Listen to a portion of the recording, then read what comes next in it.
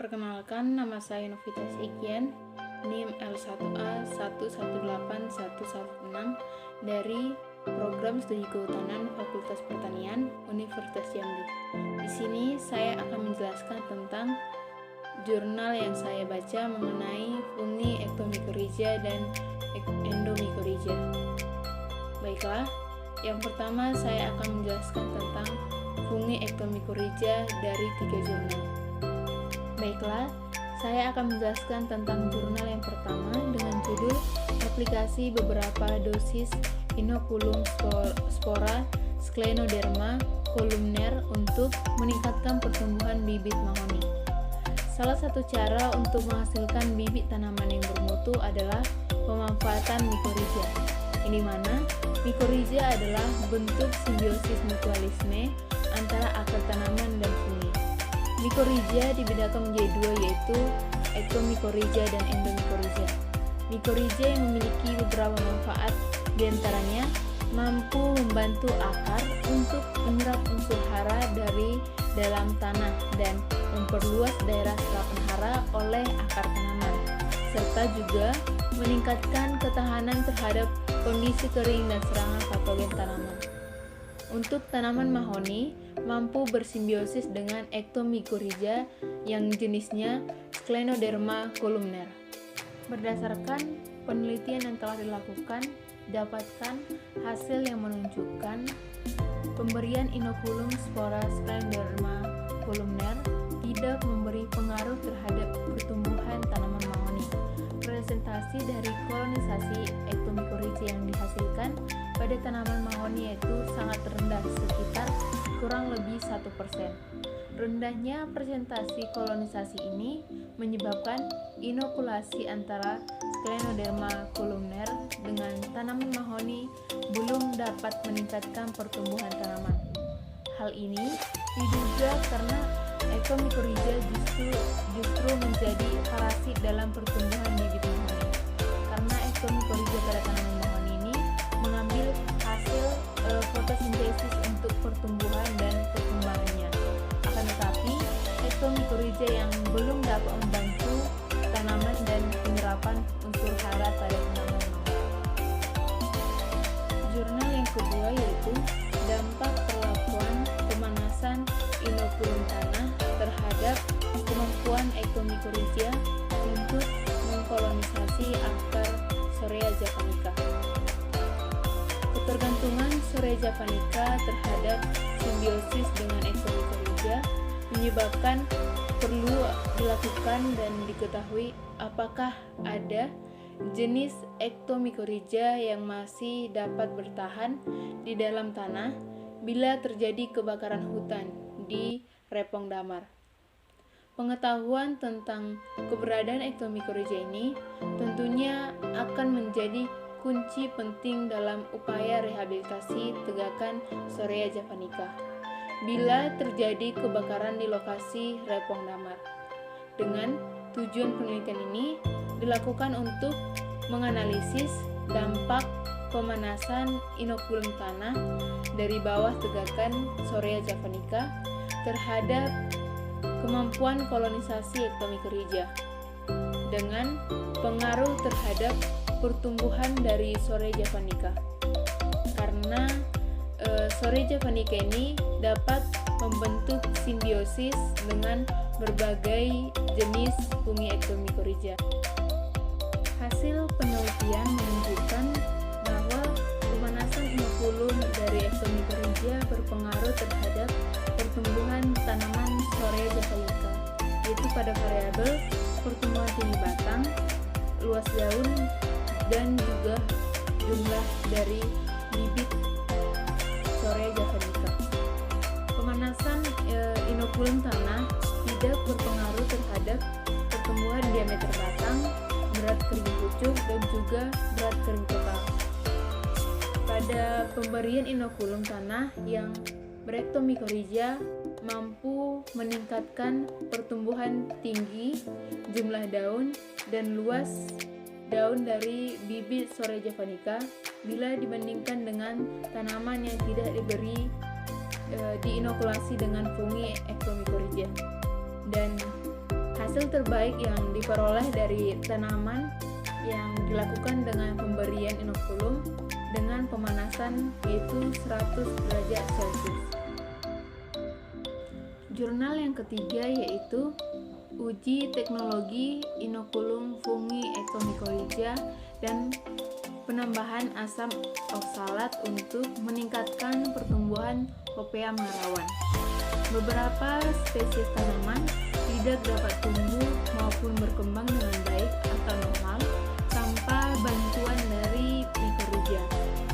Salah satunya adalah jenis tanaman yang tergantung pada kolonisasi ectomycorrhiza adalah kelompok tanaman Dipterocarpaceae.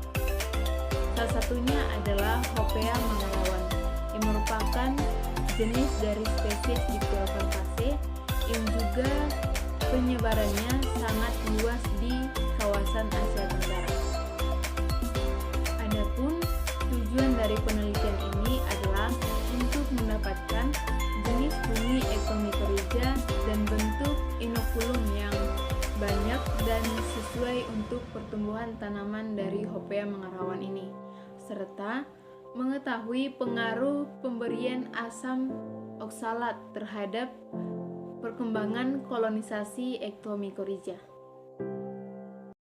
Hasil penelitian yang didapatkan pada penelitian ini menunjukkan bahwa perlakuan jenis fungi ectomycorrhiza memberikan pengaruh dalam pertambahan diameter, berat kering total dan juga persen kolonisasi pada tanaman Hopea mangarawan. Sedangkan untuk pertumbuhan tinggi dan panjang pucuk akar tidak memberikan pengaruh nyata. Perbedaan untuk inokulum berpengaruh nyata pada pertumbuhan tinggi dan pengaruhnya sangat nyata pada berat kering total. Pemberian asam oksalat hanya mempengaruhi persen dari kolonisasi, sementara untuk interaksi antara inokulum dan asam oksalat tidak memberikan pengaruh pada pertumbuhan dan kolonisasi. Perbedaan jenis fungi juga memberikan pengaruh pada pertumbuhan, diameter, berat kering total dan juga persen kolonisasi pada tanaman Hopea mangarawan. Selanjutnya saya akan menjelaskan tentang jurnal yang membahas tentang fungi endomycorrhiza dengan judul Peranan mycorrhiza pada Acacia auricularis yang ditumbuhkan pada tanah salin. Salinitas biasanya ditandai dengan kelebihan yaitu Na dengan Cl pada lapisan atas tanah yang biasanya hasil dari kenaikan air tanah yang mengandung garam. Pada tanah-tanah salin, salinan adanya masalah tekanan osmotik yang dapat merugikan pertumbuhan tanaman yang seringkali juga menjadi ketidakseimbangan ketersediaan hara bagi tanaman. Di samping itu, dengan adanya tekanan osmotik ini dapat menyebabkan bahaya keracunan dari natrium, klorida, dan ion-ion lainnya pada pertumbuhan tanaman. Adapun peranan mycorrhiza pada tanah salin antara lain yaitu membantu pertumbuhan tanaman dalam hal memperbaiki nutrisi tanaman dengan meningkatkan serapan hara terutama unsur fosfor sebagai pelindung hayati dan membantu meningkatkan resistensi tanaman terhadap kekeringan. Dari hasil penelitian yang dilakukan, dari hasil analisis sidik ragam menunjukkan bahwa faktor tunggal inokulasi jamur endomycorrhiza memberikan pengaruh nyata terhadap infeksi akar semai akasia. Sedangkan untuk faktor tunggal salinitas mampu memberikan interaksi antara keduanya dan tidak memberikan pengaruh nyata. Untuk jurnal yang kedua yaitu pengaruh pupuk hayati endomycorrhiza terhadap pertumbuhan tanaman penutup tanah Centrosema pubescens dan Pueraria javanica pada medium tanah terdegradasi banjir Kanal Timur Jakarta. Dalam penelitian ini akan diaplikasikannya pupuk hayati endomycorrhiza pada semai, Centrosema pubescens dan Pueraria javanica dengan medium tanah terdegradasi dari penggalian kanal banjir timur.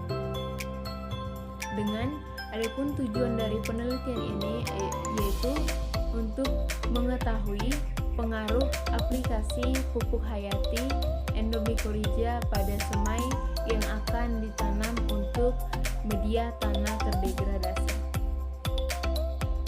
Seperti yang kita ketahui dan bahas sebelumnya, adapun peran dari fungi endomycorrhiza adalah meningkatkan penyerapan unsur hara terutama fosfat pada tanaman. Dari hasil penelitian yang dilakukan, pemberian fungi endomycorrhiza meningkatkan penyerapan fosfat yang disebabkan oleh perluasan. Aplikasi dari endomycorrhiza pada tanaman meningkatkan berat basah dan berat kering tanaman pada semua perlakuan. Aplikasi dari endomycorrhiza ini meningkatkan juga tinggi tanaman, jumlah daun, berat nodul dan berat kering tanaman penutup lahan, Centrosema pubescens dan juga Pueraria javanica. Aplikasi endomycorrhiza memberikan hasil terbaik terhadap peningkatan berat kering dan kombinasi. Jurnal yang ketiga dengan judul Pengaruh Inokulasi Fungi Mycorrhiza arbuscular, Glomusclorum, Glomus etunicatum, dan Gigaspora sp terhadap pertumbuhan semai mahoni dan serum. Fungi mycorrhiza arbuscular atau FMA sebagai salah satu jamur pembentuk mycorrhiza yang merupakan salah satu upaya pembekalan bibit tanaman hutan untuk merehabilitasi lahan marginal. Pada tahap persemaian akan dapat meningkatkan laju pertumbuhan tanaman dan juga penanaman di lahan marginal karena tanaman akan merehabilitasi sehingga perlu tanaman yang bermycorrhiza yang akan lebih tahan terhadap kekeringan dan lebih mudah menyerap unsur hara. Tahapan tanah